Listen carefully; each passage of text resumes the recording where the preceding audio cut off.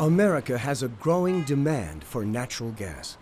That's because natural gas is the cleanest burning fossil fuel, emitting less than half of the carbon dioxide of coal. In the United States, natural gas is transported by pipeline and by truck in the form of compressed natural gas or liquefied natural gas. Liquefied natural gas is also imported or exported overseas and shipped by tanker. LNG is liquefied natural gas. It's the natural gas that we use every day, from home heating, for power generation, for cooking, commercial and industrial uses.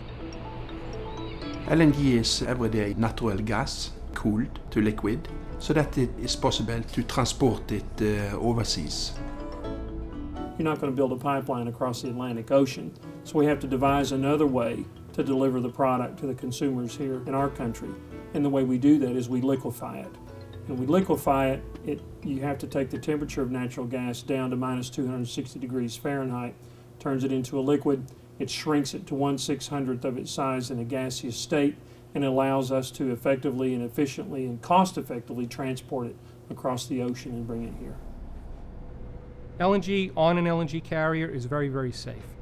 There have been over 50,000 trips made on LNG carriers all over the world since the commercial LNG business started in the early 1960s.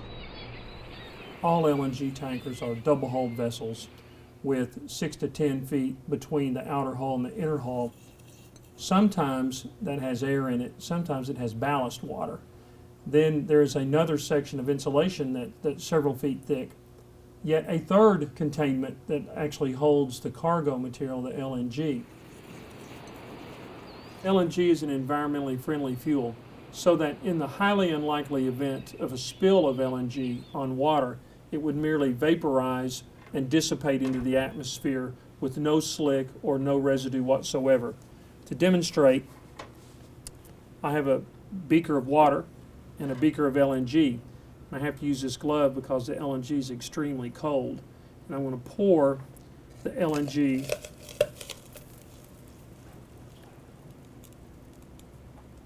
on the water. And you see the LNG is boiling off because the temperature of the water was a lot warmer than the liquefying temperature to keep the natural gas in its liquid state. All that's left is a little bit of ice on top of the water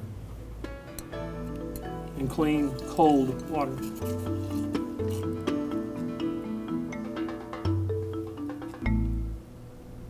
There's never been a case where there's been an accident with an LNG vessel, where LNG has spilled, where there's been a release to the atmosphere. LNG tanker is one of the type of vessel which is the most safest to sail on. LNG is non-corrosive, non-toxic, and indeed it's not even flammable in its liquid state. And to demonstrate it, I'm going to take this burning cigarette and extinguish it in the LNG.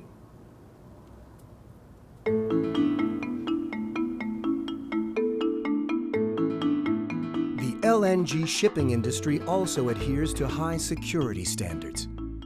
Tankers are subject to Coast Guard inspection before entering U.S. waters, and every crew member must pass a thorough background check. While entering port, Coast Guard vessels escort tankers in coordination with local law enforcement and environmental authorities.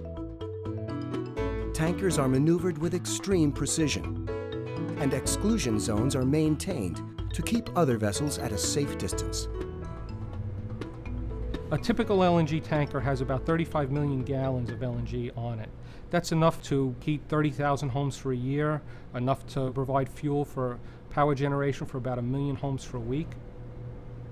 LNG is produced all around the globe, and by diversifying our energy supplies, we ensure our energy security.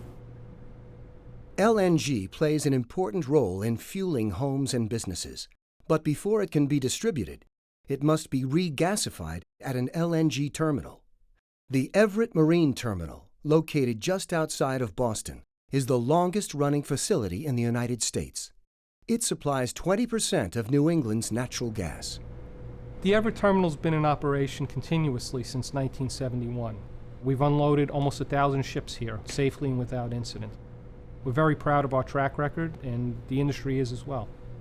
In the unlikely case of a spill on land, LNG will vaporize and dissipate just as it would at sea, as demonstrated here. We use different technologies to vaporize LNG. What they have in common is that they use a heat transfer medium. We typically use water, just hot water. We pump LNG into it through a series of small tubes that go through the vaporizer. It turns back into a warm gas and goes directly out into the pipelines, which brings the gas to people's homes and businesses. On a cold day, LNG from this facility can make up about 40% of the natural gas consumed in New England. One of our customers is the Mystic Power Station, located about 400 yards from us. It's the largest power plant in New England. It's a 1,600 megawatt power plant. It is fueled solely by LNG, vaporized LNG from this terminal. It supplies about 30% of the power consumed in the greater Boston area. That plant has been operating now for 8 years with no problems. What you can take away from that is that the reliability of an LNG terminal like this one is extremely high. In the years ahead, LNG will continue to play an important role in diversifying our natural gas supply and meeting clean energy demand wherever and whenever it's needed.